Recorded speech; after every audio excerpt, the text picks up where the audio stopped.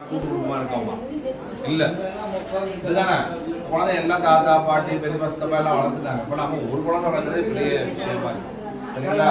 அப்ப நம்ம சிந்திக்கணும். அதே மாதிரி முதல் குழந்தைக்கு இரண்டாவது குழந்தைக்கு கால இடைவெளி மினிமம் 3 வருஷம் நீங்க சொன்னாங்க 2-3 பேர் இதெல்லாம் தெரிஞ்சுக்கணும். சரிங்களா? கால இடைவெளினா ஒருத்தவங்க வந்து டெலிவரி ஆகி போறாங்க, குழந்தை வந்து போறாங்க, திரும்ப ஒரு 5-6 மாசத்துல திரும்ப நான் மாசமா இருக்கேன்னு வராங்க.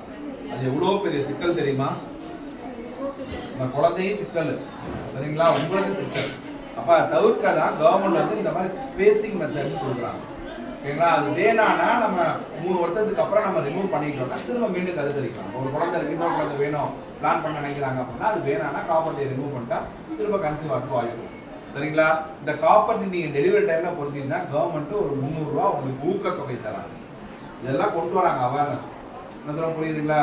சில பேர் வந்து மாத்திரை தான் சாப்பிடணுமாங்க, அவங்களுக்கு மாத்திரை வீக்லி பில்ஸ்ன்னு சொல்றாங்க. அது வந்து பிரசவம் ஆகி குழந்தை பிறகு 42 நாளுக்கு அப்புறம் தான் சாப்பிடணும்.